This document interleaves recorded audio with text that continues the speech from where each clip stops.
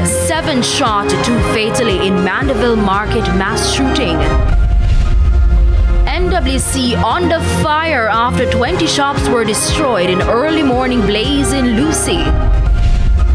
And licensed firearm holders furious over new FLA licensing fees.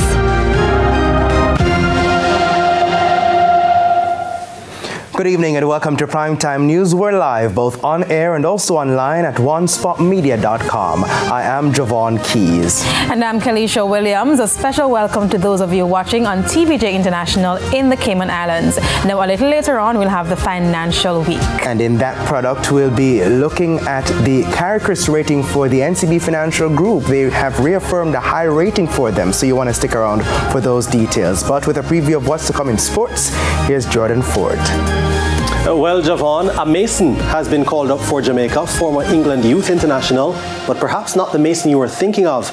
I'll have the details in Primetime Sports Friday. And another athlete is on the move, this time a world champion leaving the MVP Track and Field Club. I'll tell you more.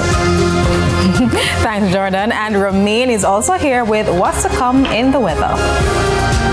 So much. We do have some thunderstorm activity that is expected across sections of western parishes as well as some sections of central parishes tomorrow and Sunday, but thereafter we're seeing weaker winds. We're expecting weaker winds through the period and drier conditions sometime after Tuesday.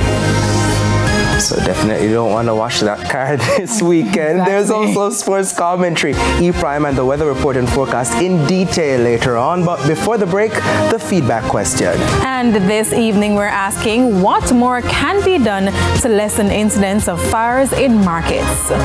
We want to share those comments online at facebook.com/televisionjamaica and post on X at TVJ News Center.